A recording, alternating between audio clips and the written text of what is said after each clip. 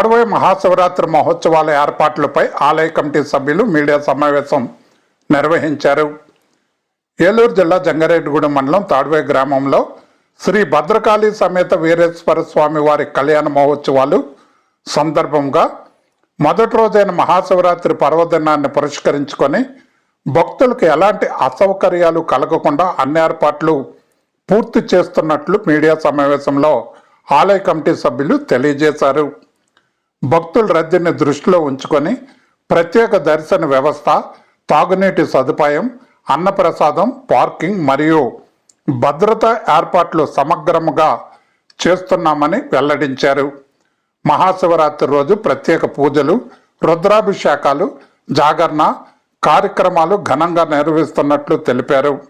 జిల్లాలోని భక్తులందరూ పెద్ద సంఖ్యలో విచ్చేసి స్వామివారి ఆశీర్వాదాలు పొందాలని ఆలయ కమిటీ సభ్యులు భక్తులను ఆహ్వానించారు. శ్రీ గురుభ్యో నమః. శ్రీ మహాగణాధిపతే నమః. హరి ఓం. శ్రీ భద్రకాళి సమేత వీరభద్రేశ్వర స్వామి దేవతాభ్యో నమః. హరి ఓం. శ్రీ 15వ తారీఖు నుండి శ్రీ భద్రకాళి సమేత వీరేశ్వర స్వామి వారి దివ్య కళ్యాణ మహోత్సవములు ప్రారంభమవుతున్నాయి. మొదటి రోజు మహాశివరాత్రి సందర్భంగా ఉదయం నుండి స్వామివారిని విశేషంగా ప్రజలందరూ కూడా దర్శనం చేసుకుని తరిస్తూ ఉంటారు. అలాగే మొదటి రోజు మహాశివరాత్రి సందర్భంగా పితృదేవతలకు తర్పణాలు ఇచ్చుకునేవారు మరియు పితృదేవ కార్యక్రమాలు కూడా పూర్తి చేసుకుని తర్వాత స్వామివారిని దర్శనం చేసుకుంటూ ఇక్కడ అనాదిగా వస్తుంటే ఆచారము.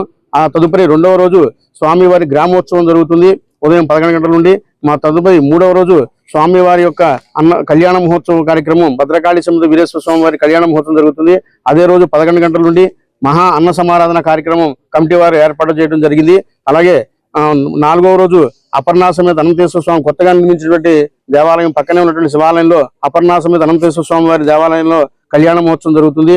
5వ రోజు ఉదయం త్రిశూల స్నానాలు, పూర్ణావతి, ఆ రోజు సాయంత్రం 8 గంటల నుండి పావులింపు సేవా కార్యక్రమాలతో స్వామివారి కళ్యాణ మహోత్సవాలు ముగుస్తాయి. ప్రతిరోజు కూడా సాయంత్రం 6 గంటల నుండి కమిటీ వారు సంస్కృతి కార్యక్రమం కూడా ఏర్పాటు చేయడం జరిగింది. అలాగే ఈ యొక్క ఏర్పాట్లన్నీ కూడా మా చైర్మన్ గారి దగ్గరుండి అలాగే దేవాదాయ శాఖ వారు, ఈ పోలీస్ శాఖ వారు కూడా ఈ యొక్క ఏర్పాట్లన్నీ కూడా పర్యవేక్షిస్తున్నారు. ఈ భక్తులకు ఎటువంటి అసౌకర్యం కలగకుండా ఏర్పాట్లన్నీ కూడా చేస్తున్నారు. ఆ భక్తులందరూ కూడా 5 రోజులు కూడా స్వామివారిని దర్శించి తరించవలసిందిగా కోరుతున్నాం. విలేకరులందరికీ నా ధన్యవాదాలు. 15వ తారీఖు నుంచి ఇక్కడ మహాశివరాత్రి ఉత్సవాలు ఘనంగా జరుగుతాయి కనుక 50 మంది భక్తులు విరివిగా దర్శనం 15వ తారీఖున దర్శనం చేసుకుని ఈ 5 రోజులు కూడా ఈ సాంస్కృతిక కార్యక్రమంలో పాల్గొని దీన్ని జయప్రదం చేయవలసిందిగా కోరుతున్నాము.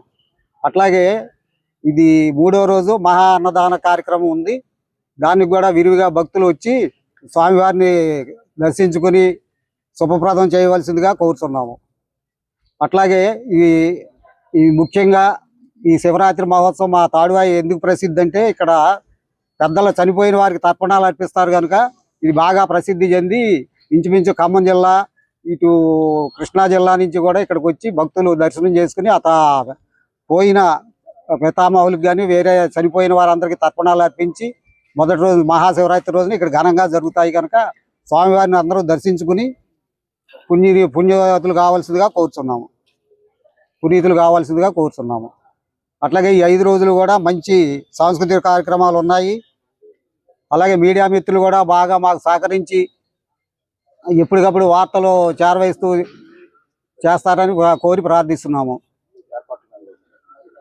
ఏర్పాట్లు అంటే అలా 5 రోజులు కూడా వచ్చే భక్తులకు క్యూ లైన్స్, బారికేడ్లు కట్టి బస్సు సౌకర్యాలు కలిగించాము. అట్లాగే బారికేడ్లు పెట్టి జనాన్ని ఒత్తిడి లేకుండా చేయాలని మేము చాలా ప్రయత్నం చేస్తున్నాము. అలాగే పోలీసు వారు కూడా మాకు బాగా సహకరిస్తున్నారు. మీరు కూడా విలేకరులు, రిపోర్టర్స్ అందరూ కూడా మాకు సరైన సూచనలు చేస్తూ ఒత్తిడి లేకుండా చేయవలసిందిగా మీడియా మిత్రులు కూడా కోరుతున్నాము.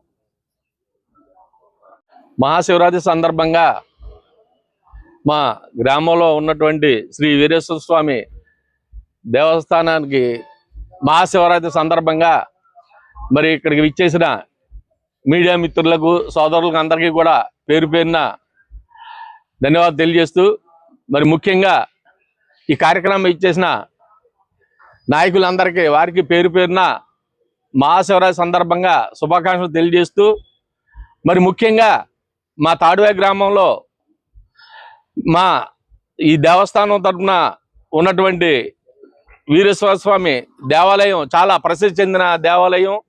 సుమారుగా 200-300 గ్రామాల నుంచి ఇక్కడికి ప్రజలు విచ్చేస్తారు.